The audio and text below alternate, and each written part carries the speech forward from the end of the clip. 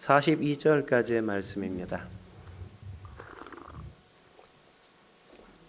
누가복음 10장 38절에서 42절까지의 말씀 한 절씩 같이 교독하도록 하겠습니다.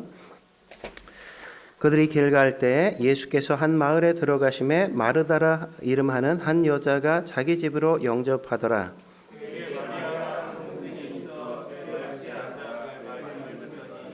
마르다는 준비하는 일이 많아 마음이 분주한지라 예수께 나아가 이르되 주여, 내 동생이 나 혼자 일하게 두는 것을 생각하지 아니하시나이까? 그를 명하사 나를 도와주라 하소서.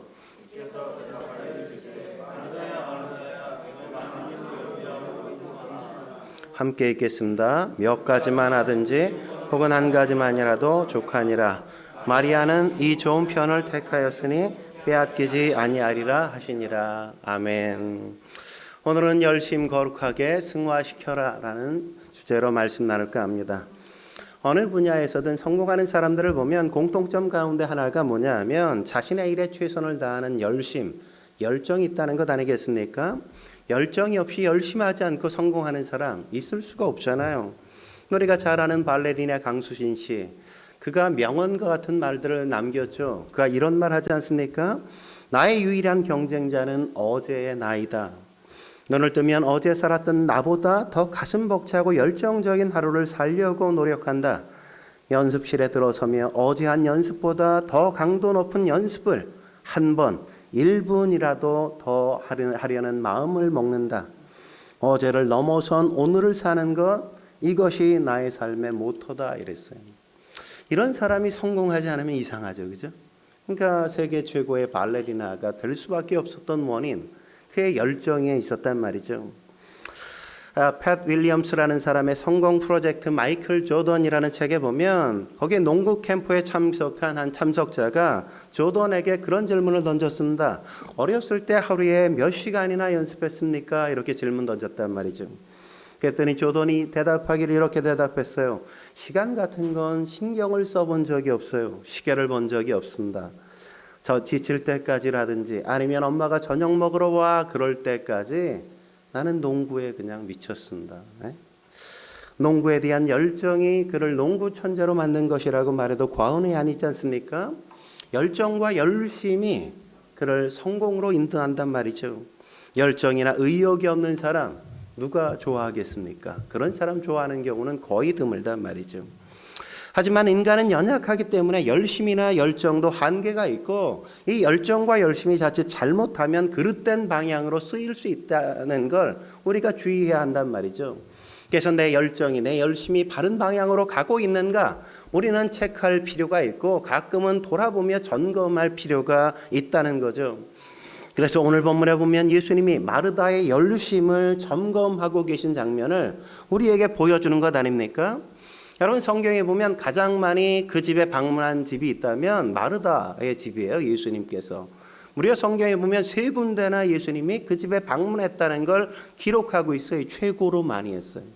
이 집이 부자였기 때문에? 아니에요. 이 집이 뭐 잘 나가고 있었기 때문에 그런 거 아니라고요. 부모님을 여의고 그냥 청소하는 가정 셋이서 살고 있었던 집. 나사로, 마리아, 마르다 이렇게 셋이 살고 있었던 집이 이 집이었단 말이죠. 오늘 본문에도 보면 그래서 38절에 뭐라고 얘기합니까? 이 집을 소개하길 이렇게 얘기하죠. 마르다라 이름하는 한 여자가 자기 집으로 영접하더라. 이 집이 누구의 집이라고요? 마르다의 집이라고. 마르다의 집이라고 이렇게 소개하고 있단 말이죠.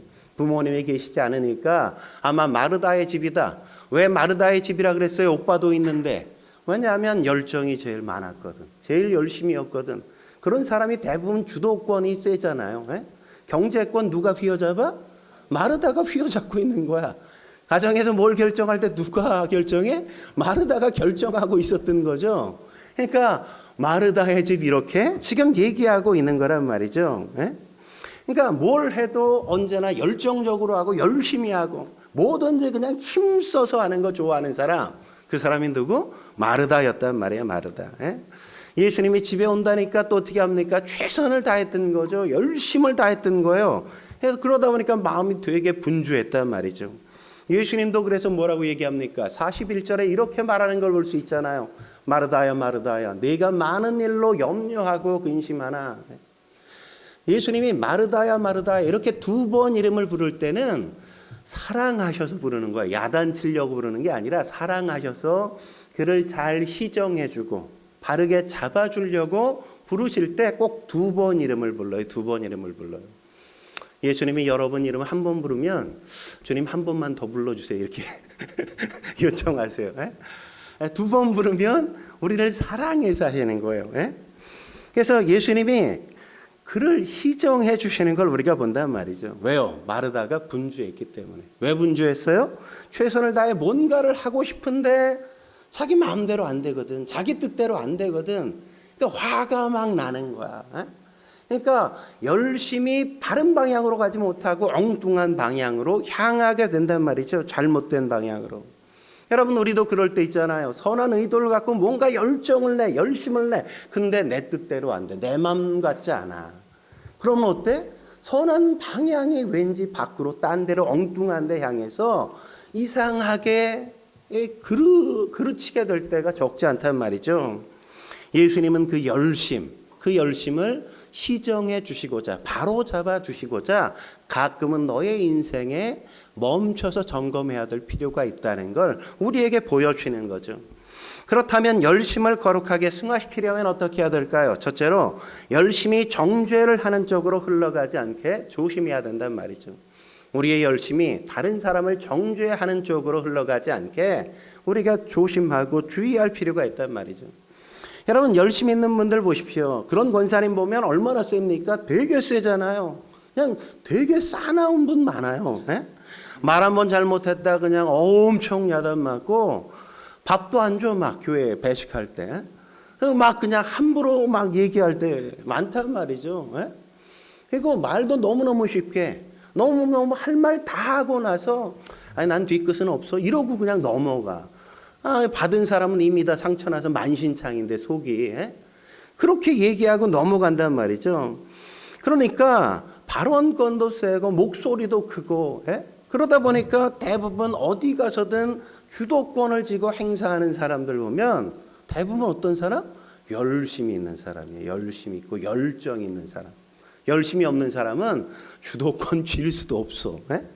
열심은 되게 좋은 건데 그런데 이 열심히 있는 사람의 또 하나의 특징이 뭐냐면 자기주도적이라는 거예요. 자기주도적.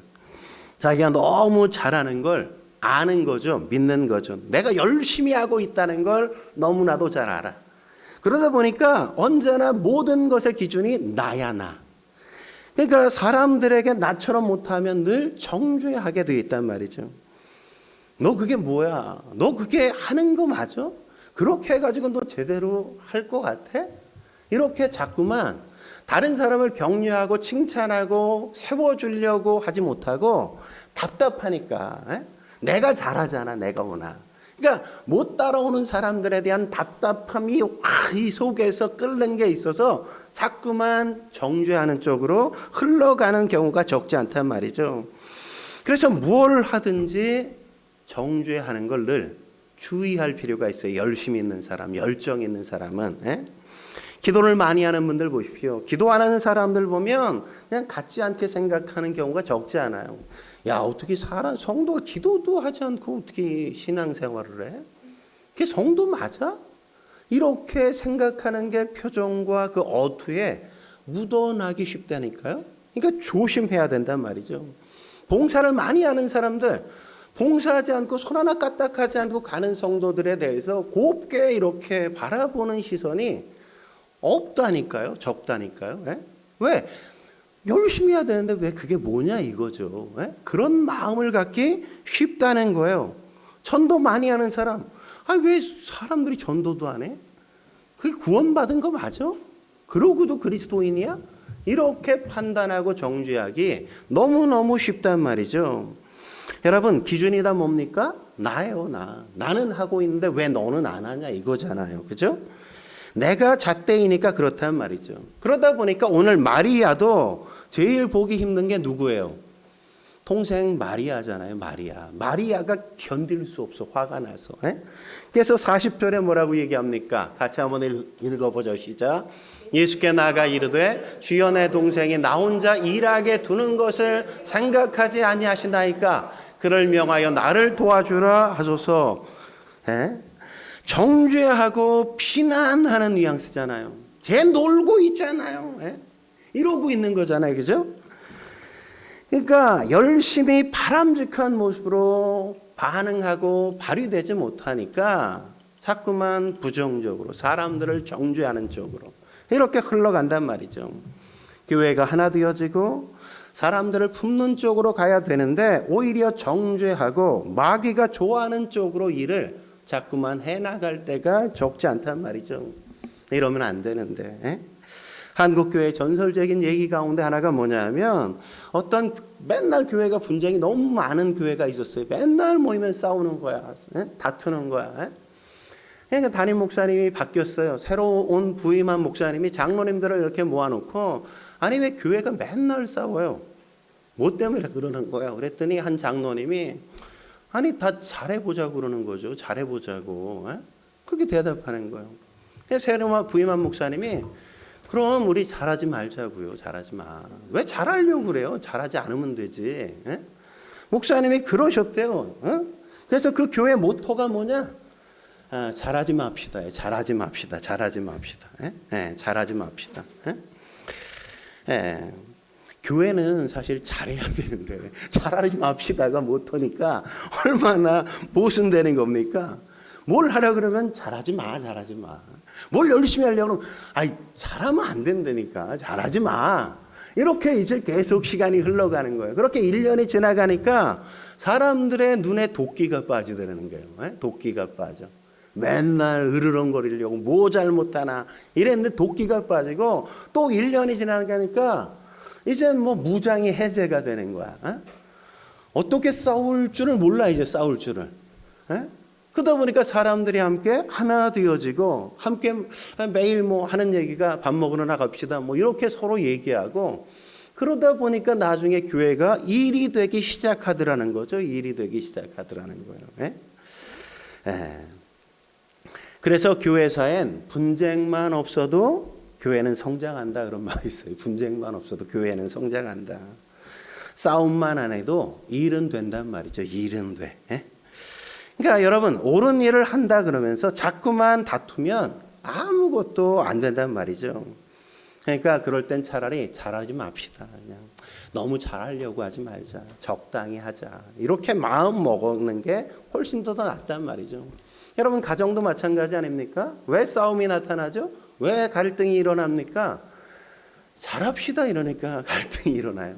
부부 가운데 한 사람이 잘해야 돼 이렇게 아이에게 요구하니까 공부 그게 뭐야 잘해야지 이러니까 싸우는 거 아니에요. 집안이 이게 뭐야 정리도 안 하고 이러니까 싸움이 일어나는 거잖아요. 그런 가정은 행복할 수가 없다고. 직장도 마찬가지죠. 우리 잘합시다 이러면 그런 직장 행복하지 않아. 너무 잘하는 것에 매이면 행복하지 않아. 너무 잘하지 않아도 괜찮아. 그냥 적당히 하자 우리. 적당히. 그러면 그 직장이 행복해진다니까요. 행복해져. 그러니까 잘하지 맙시다. 적당히 합시다. 그게 좋아요. 그런데 우리가 신앙생활하면서 어때요? 늘 결심을 너무 세게 할 때가 많다고. 결심을 너무 세게 할 때. 잘해야 돼. 잘해야 돼. 잘해보자. 신년이 되면 잘해보자. 그래가지고 지옥 만들고 잘해보자 이러니까 자꾸 싸우고 다투고 그런 게 너무너무 많아지는 거예요. 교회는 분쟁이 일반 사회보다 더 많단 말이죠. 왜 그래요? 옳은 일을 해야 되기 때문에 하기 때문에 더 그런 겁니다. 옳은 일을 하는데 어떻게 하려고 그래요? 순교하는 마음으로 한단 말이에요. 순교하는 마음으로. 그러니까 맨날 싸우는 게 그래서 일어나는 것 아닙니까? 그런데 옳은 일을 할 때도 먼저가 뭐예요? 하나됨이라고요. 하나됨. 사랑으로 하는 게 무엇보다 중요하다는 사실을 우리가 놓치면 안 돼요. 상처 주지 않는 게 무엇보다도 중요하다는 사실을 우리가 잊지 말아야 된단 말이죠. 여러분 예루살렘 교회 처음 다툼이 일어났던 게 뭡니까? 사도행전 6장에 보면 뭐 때문에 다툼이 일어나요? 과부들 구제하는 문제 때문이잖아요. 과부들 구제하는 문제, 잘하는 거예요, 못하는 거예요? 잘하는 거죠. 일 잘하는 것 때문에 다툼이 일어난다니까요. 그러니까 마귀의 역사는 그릇된 것 때문에 일어나기도 하지만 잘하는 것 때문에, 잘하자는 것 때문에 일어날 때도 적지 않다는 말이죠. 잘못되는 것에 사단의 역사가 있기도 하지만 잘해보자는 쪽에도 사단이 역사하는 경우가 적지 않다는 사실을 놓쳐서는 안 됩니다. 그러니까 우리가 늘 뭔가를 할 때, 우리가 하나님 안에서 옳은 일을 할 때 서로를 존중하고 배려하고 함께 하려는 노력이 무엇보다 필요한 거예요. 그래서 뭘 조심해야 되냐면, 첫 번째가 뭐냐? 성도들끼리 너무 조롱하거나 비아냥거리는 말투, 이런 거 버려야 된다고요. 비아냥거리고 조롱하고 이러는 말투는 싹 없애야 된다는 말이죠.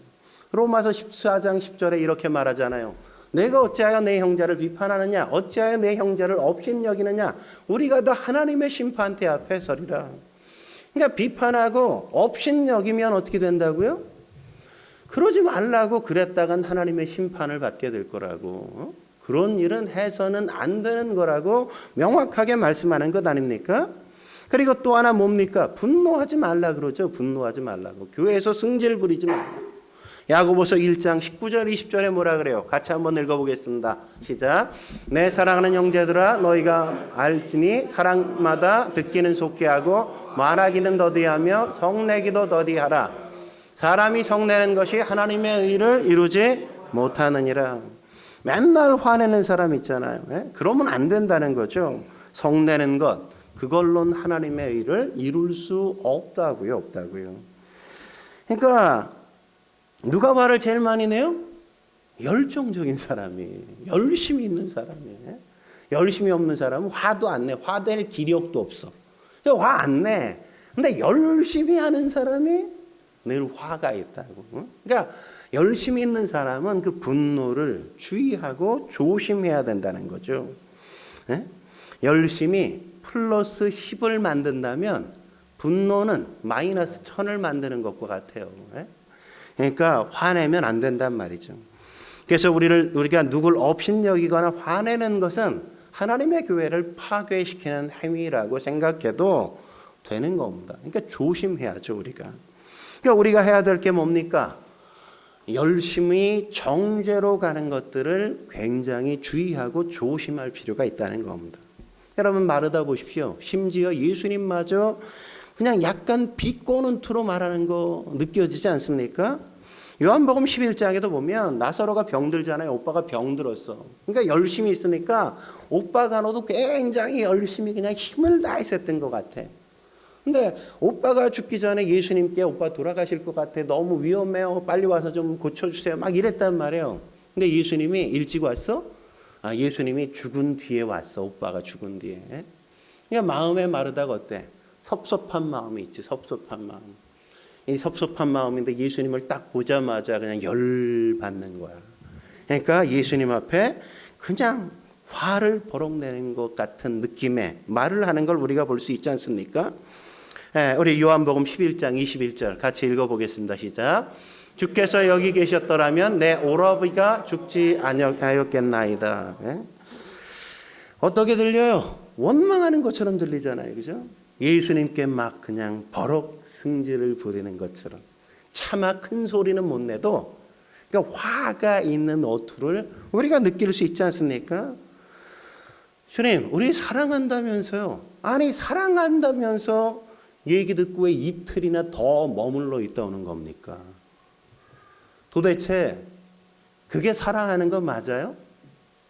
지금 이 꼴이 뭡니까? 오빠가 죽었잖아요. 이러고 주님 앞에 지금 말하고 있단 말이죠.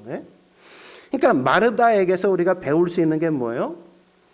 그런 열심을 잘못된 방향으로 가는 걸 시정해 주시는 시간이 우리의 삶 속에 간혹 있어야 된다는 걸 우리가 배우는 거란 말이죠. 그렇지 않으면 이 믿음은 자꾸 정죄하고 비웃고 조롱하는 쪽으로 우리의 열심이 잘못 흘러갈 수 있어요. 그러다 보니까 자기는 믿음 좋다고 열심히 한다고 내가 이렇게 열심히 하는데 이렇게 말하는데 주변 사람들은 다 그걸 인정해 주지 않아요. 다 싫어해. 주변에서 다 피해 그래. 왜 그래요? 맨날 찌르니까. 다 분위기 좋은데 마지막에 그냥 칼로 한번 푹 쑤시고 가는 것처럼 한번 그냥 너 근데 요건 고쳐야 되겠어 뭐. 너 근데 왜 요건 안 하는 거야? 이렇게 한마디 던지는 게 사람들에게 비수가 될 때가 있으니까 그 사람과 함께하는 시간이 언제 어디로 튈지 모르니까 불안하단 말이죠. 불안해.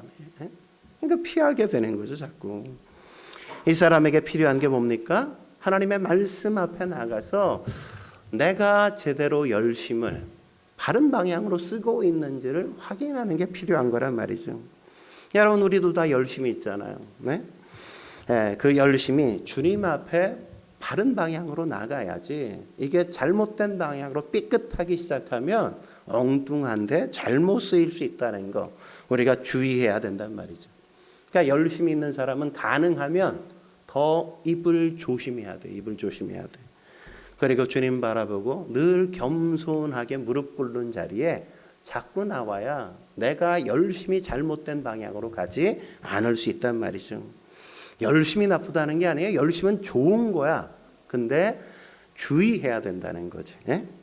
한 걸음 더 나가 열심을 거룩하게 승화시키려면 어떻게 합니까? 두 번째, 열심보다 우선해야 될 건 말씀을 붙드는 것이어야 한다는 겁니다. 열심보다 앞서야 될 건 뭐라고요? 말씀을 붙드는 거여야 된다고요. 42절 주님께서 뭐라 그래요? 42절에 보면 몇 가지만 하든지 혹은 한 가지만이라도 족하니라. 그러니까 주님은 몇 가지를 하든지 한 가지만 둘 중에 하나 선택해 이렇게 얘기하는 게 아니라 야 하나에 집중해 이렇게 말씀하는 거예요. 하나에 집중해. 한 가지에 집중해 이렇게 말씀하시는 거란 말이죠. 한 가지에 집중해야 일이 되는 거야. 한 가지를 제대로 하면 나머지는 알아서 다 잘 되는 거야. 이렇게 주님께서 말씀하는 거예요. 그러니까 우선순위가 중요하다고 말하는 거죠. 그렇다면 예수님께서 지금 집중해야 될 한 가지가 뭐라고 얘기하는 겁니까? 지금 마르다의 열심이 잘못된 거잖아요. 그죠? 그것과 대비를 이루는 게 뭐예요? 마리아죠. 마리아. 그죠? 마리아의 행동. 39절에 뭐라고 얘기합니까? 그래서 39절 같이 읽겠습니다. 시작. 그에게 마리아라 하는 동생이 있어 주의 발치에 앉아 그의 말씀을 듣더니 말씀을 듣는 게 우선이어야 한다 이거죠. 말씀을 듣는 게. 한 가지 집중해야 될 건 뭐라고요? 하나님의 말씀을 듣는데 너희가 먼저 집중할 수 있어야 돼. 이렇게 말씀하는 거예요. 여러분 믿음은 두 가지예요. 두 가지. 여러분 우리가 예전에 말씀을 나눴지만 풍랑 중에 배 타고 가다가 예수님이 막 걸어오시는 장면 기억나시죠? 그때 베드로가 뭐라 그래? 예수님이 걸어오는 거 물 위로 걸어오는 거 보고 저도 가게 하소서 오라 하소서 그러잖아요. 그죠? 그래서 물 위를 걸어요 못 걸어요? 걸었어요. 물론 뭐 빠지긴 했지 의심해서 좀 가다가 빠졌어. 저는 믿음은 두 가지라고 생각해. 하나는 내 머릿속에 있는 믿음, 내 이성 안에 있는 믿음. 이걸 빌리프의 믿음이라고 우리가 말하고 싶어요. 빌리프의 믿음이라고. 또 하나의 믿음은 내 머리 밖에 있는 믿음, 내 이성 밖에 있는 믿음이에요. 맡기는 믿음이란 말이죠. 이것을 트러스트의 믿음이라고 얘기하고 싶어요. 트러스트의 믿음. 지금 예수님이 풍랑 중에 바다 위를 걸어오는 거 이게 이성적으로 가능해요? 불가능하잖아요. 아니 어떻게 중력을 거스릴 수 있어요? 이런 일은 머릿속으로는 이해할 수 없는 영역이란 말이죠. 빌리프의 믿음 가지고는 이거 이해가 안 돼. 빌리프의 세계에서는. 이건 트러스트의 세계에서만 이해가 된단 말이죠. 그런 그 모습을 보고 예수님이 걸어오시는 모습을 보고 베드로가 어떻게 반응해요? 주님, 저도 오라고 하소서. 그는 빌리프의 믿음에 있지 않고 뭐예요? 트러스트의 믿음의 세계로 나아가는 거잖아요. 내 이성적으로는 이게 가능하지 않지만 보편적으로는 이런 일은 불가능한 거지만 주님도 하시니까 나도 한번 트러스트의 세계로 가고 싶습니다. 이런 거 아닙니까? 그래서 그가 물 위를 걷잖아요. 잠깐이지만 물 위로 걷는다고요. 의심해서 잠기긴 했지만 이 한 번의 경험이 굉장히 중요한 거란 말이죠. 왜 그래요? 빌리프의 세계만 있다고 생각했는데 빌리프의 세계만 있는 게 아니라는 걸 깨닫죠. 트러스트의 세계가 있구나. 내 인생을 맡기면 하나님이 역사하시는 또 다른 세계, 초자연적인 역사의 세계가 있다는 걸 비로소 그는 깨닫고 알게 됐단 말이죠. 난 지금까지 빌리프의 세계만 인정하고 그것만 믿고 난 내가 이해하지 않으면 믿지 않았어. 그래서 따라가지 않았어. 근데 그 세계가 아닌 또 다른 세계가 있다는 걸 그가 경험하고 나니까 어때요? 그러니까 내가 빠졌긴 했지만 나는 경험했거든. 나는 해봤거든. 나는 그걸 믿을 수밖에 없단 말이죠. 그러니까 어때? 그 다음부터 그는 뭔 일이 생기면 하나님 앞에 부르짖을 수밖에 없는 거죠. 부르짖을 수밖에. 예? 여러분 예전에 그런 일이 있었잖아요. 예전에 천연두 이런 거 많지 않았습니까? 천연두가 있으면 막 물집이 엄청 많이 생기고 그 수포가 나중에 다 곰보가 되잖아요. 푹푹 패이는. 예? 저 어렸을 때 저희 교회 집사님도 그런 분 계셨고 주변에 굉장히 많이 얼굴이 막 패이고 살이 막 패이고 이런 분들 적지 않았단 말이죠. 예? 그때 당시엔 사실은 미국엔 약이 있었는데 치료하는, 우리나라엔 그때 약이 없었거든요. 한 사람이 미국 가서 이 천연두가 낫는 걸 봤어. 약 먹으니까 낫더라고. 귀국했어. 천연두에 걸린 사람들 보면 아유 그건 운명이야. 아유 천벌 받은 거야. 예전에 사람들은 다 그랬거든요. 가까이 하지 않고 막 정죄하고 이상한 일 있으면 아유 네가 왜 그 병 걸렸겠어? 죄 줬으니까 그렇지. 아유 우리는 모르지만 네가 뭔가 이상한 짓 했으니까 그랬지. 니네 집안에 뭔가 끼었기 때문에 그래. 뭐 이랬었거든요. 근데 이 사람은 뭐라 그러겠어요? 그러겠어요? 아 그게 아니라고. 약 있다고. 이건 낫는 거라고. 이건 질병에 불과한 거라고. 내가 약을 한번 구해보겠다고. 이 사람은 이렇게 말할 수밖에 없다고. 왜? 난 봤거든. 난 경험했거든. 이게 그런 게 아니라는 걸 알거든. 에? 그러니까 그는 그렇게 말할 수밖에 없는 거죠. 부르짖는 거란 말이죠. 약이 있다고. 그거 그런 거 아니라고. 이렇게 되는 거란 말이죠. 그러니까 빌리프의 세계 속에 있는 사람은 맨날 배 안에서 그냥 키나 잡고 노나 줬고 그렇게 살아간단 말이죠. 그런데 그런다고 풍랑 속에서 그가 뭐 안전할 수 있습니까? 풍랑 속에 뭐가 안전해요? 괴롭게 아무리 노를 져도 아무런 변화가 있을 수 없는 거죠. 개고생하는 거잖아요. 이건 배 안에서의 문제가 아니잖아요. 빌리프의 세계가 아니라 트러스트의 세계, 배 밖에 하나님의 영역에 속한 문제라는 거 아닙니까? 그러니까 거기에 뭐가 있어야 돼? 내가 하나님 앞에 맡기는 게 필요한 거죠. 그게 제일 중요한 겁니다. 중요한 거. 근데 마르다는 지금 어때요? 트러스트의 세계가 아니라 자기 세계, 빌리프의 세계 안에 갇혀 있거든. 이걸 넘어가 트러스트의 세계로 나가야 되는데 아직도 그는 내가 뭔가를 열심히 하면, 내가 열정적으로 하면 그게 최고인지 아는 거예요. 내가 내 손으로 이룬 것만 믿는 거죠. 그러니까 이 고생을 하는 거란 말이죠. 예? 여러분 배 안의 세계만 실제입니까? 배 밖의 세계도 실제란 말이죠. 예? 두 세계가 공존하는 게 뭐예요? 우리의 신앙생활이라는 것 아닙니까? 예? 그런데 문제는 바다 위를 걸었던 경험이 있다고 매번 바다 위를 걸을 수 있을까요? 없어요. 없어. 예? 그러니까 어때? 바다 위로 걸어가면 빠진다고. 99% 빠져. 예?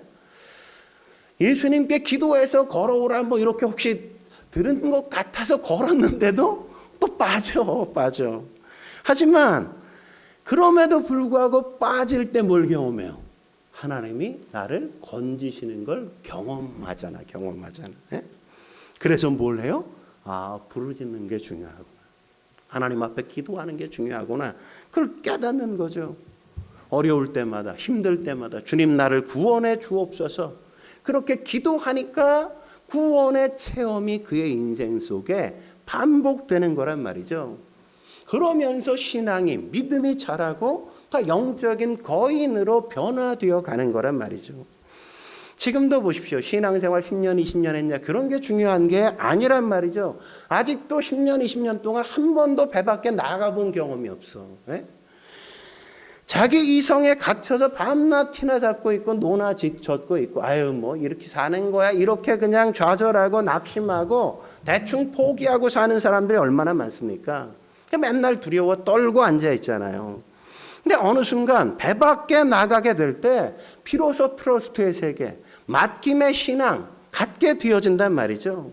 그때부터 비로소 우리는 자라가기 시작하고 우리가 커지기 시작하는 겁니다.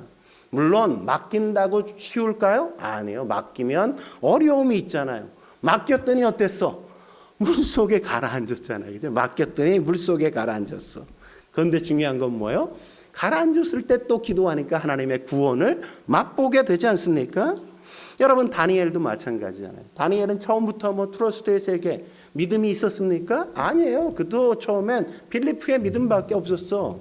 근데 어느 날 우상의 제물을 딱 먹으라니까 난 우상의 제물로 내 몸을 더럽힐 수 없어. 트러스트의 세계, 하나님 앞에 자기를 맡긴다고. 그러니까 어떤 역사가 있어요? 하나님께서 그런 고기 우상에게 드린 제물 이런 거 안 먹고도 더 얼굴이 환하고 그냥 쌩쌩하고 빛나는 그런 역사를 경험하잖아요. 네? 여러분 다니엘의 세 친구 어땠습니까? 그들도 처음에는 빌리프의 믿음을 가졌었다고요. 근데 어느 날 그들이 결단하잖아요. 나는 우상에게 절하지 않아. 그러니까 어떤 일이 있습니까? 트러스트의 믿음을 가졌는데 처음에 어떤 일이 있어요? 풀무불에 그럼 집어던져. 고난이 있죠. 역경이 있죠. 어려움이 있다고. 그럼에도 불구하고 그냥 포기하지 않으니까 하나님이 그 속에서 그를 지켜주시고 그를 승리하게 만드시는 거 경험하는 것 아닙니까? 다니엘 나중에 그러잖아요. 다니엘 우상에 다른 신에게 절하지 않게 했는데도 불구하고 그는 예루살렘 성을 향해서 문을 열고 사람들이 자기를 잡아서 해코지하라는 걸 알면서도 불구하고 그는 예루살렘을 향해 하루에 3번 절하잖아요. 기도한다고 예배드린다고. 그렇게 트러스트의 믿음이 있으니까 어때? 사자굴에 던져줘 그래도. 근데 하나님이 어떻게 하셔? 사자의 입을 막잖아. 입을 막잖아. 그렇게 믿음은 자라가는 거란 말이죠. 그렇게 신앙은 자라가는 거란 말이죠. 신앙이라는 건 이렇게 트러스트의 체험, 이 맡김의 체험, 그 속에서 하나님의 은혜를 경험하는 것이 무엇보다 필요한 겁니다. 그러니까 빌리프의 세계에 있는 사람과 트러스트의 세계에 있는 사람은 사는 곳이 달라요. 지역이. 차원이 다른 세계를 사는 거예요. 똑같이 여기에 앉아 있어도 어떤 사람은 트러스트의 세계에 있고 어떤 사람은 빌리프의 세계에 있는 거예요. 내가 어떻게 하나님 앞에 믿음을 갖느냐? 그건 우리의 선택에 따라서 내가 내 머릿속으로 내 이성 안에 갇혀 살 것인가 아니면 내가 이성 밖으로 나갈 것인가?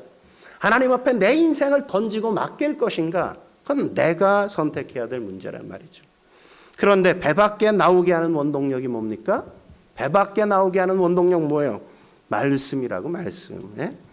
하나님의 말씀이 우리에게 들어오지 않으면 우리 맨날 내 생각, 내 이성, 내가 그동안 경험했던 것 그 안에 갇혀 살아갈 수밖에 없단 말이죠. 마리다가 그랬잖아요.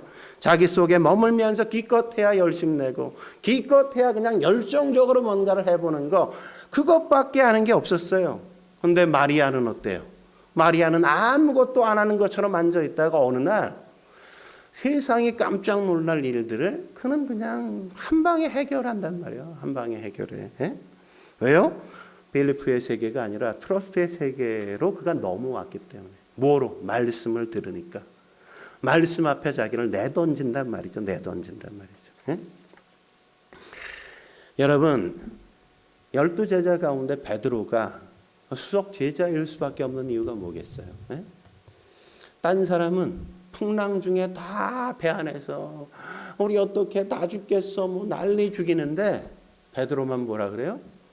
주님 나를 걸어오라 명하소서. 바다 위를 유일하게 걸었던 사람이 베드로거든. 그걸 넘어설 수 있는 사람이 없는 거야.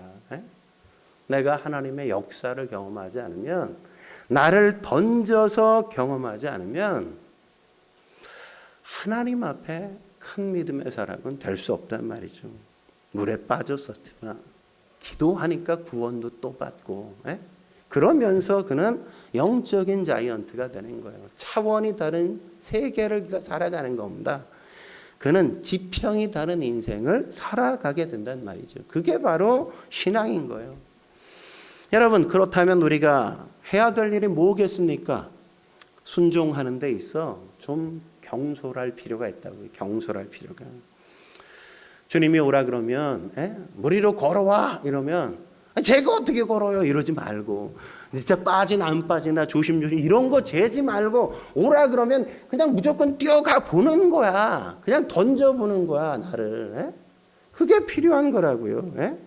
주님이 사랑하라 그러면 그냥 대책 없이 그냥 사랑해 보는 거예요. 주님이 용서하라 그러면 그냥 용서해 보는 거예요. 주님이 기뻐하라 그러면 그냥 내 상황은 기뻐할 수 없는 상황이지만 그냥 기뻐해 보는 거예요. 주님이 11조 하라 그러면 그냥 내 상황 어떻고 그런 거 상관없이 11조 해버리는 거야. 나를 던져봐야지, 나를 던져봐야지. 내가 다 재고, 내가 다 계산해서 하는 거. 그래가지고 무슨 신앙생활 하겠어. 그래가지고 어떻게 하나님의 역사를 우리가 경험하냔 말이죠. 신앙은 하나님 앞에 질러버릴 수 있어야 돼요. 예전 믿음의 선배들 다 그러지 않았습니까? 얼마나 많이 질렀어요. 말씀하시면 그냥 순종했다고, 던졌다고 자기를. 그냥 머물러 있지 않았어. 여러분, 스코틀랜드 목동들의 속담 가운데 하나가 뭔지 아십니까? 울타리를 못 넘는 사람이 있으면 그의 모자를 싹 잡아가지고 그냥 울타리 밖으로 집어 던지라는 거예요.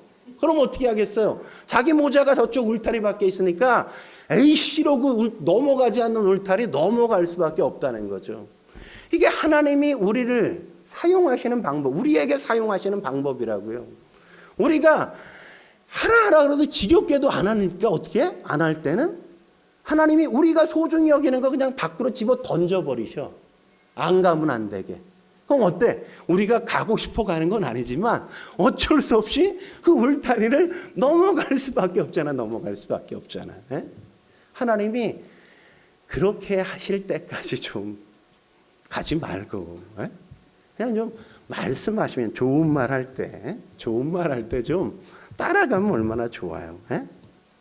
하나님이 오라 그러면 그냥 가는 거죠. 하나님이 하라 그러면 내가 이해는 안 되지만 그냥 해보는 거예요. 배 밖으로 나가고 내가 나를 던져보고 하나님 앞에. 그게 지금 필요한 겁니다. 저와 여러분들이 갖고 있는 그 열정, 그건 무시할 수 없는 겁니다. 그건 아주 소중한 거예요. 그런데 그것이 바른 방향으로 갈 수 있도록 우리가 잘 말씀을 먼저 앞세우고 내가 바른 방향으로 표대를 정하고 그 뒤에 정죄하지 않고 함께 갈 수 있도록 잘 우리의 열정 승화시킬 수 있는 저와 여러분 되시길 주의 이름으로 축원합니다. 기도하시겠습니다. 거룩하신 하나님 아버지, 오늘도 주님 앞에 나와 예배케 하시니 감사합니다. 우리가 열심히 있는 것들이 간혹 우리가 분노나 다른 마음 때문에 자꾸 그릇되게 사용될 때가 적지 않았음을 주님 앞에 고백합니다. 오늘 마리다를 통해서 우리의 열심히 잘못 사용되는 것들을 잘 시정케 하시니 감사합니다. 정죄가 아니라 하나님의 말씀 앞에 먼저 서는 쪽으로 가서 우리에게 열정과 열심이 하나님 앞에 바르게 사용될 수 있게 주여 도와 주옵소서. 주신 말씀에 감사하며 예수님의 이름으로 기도드립니다. 아멘.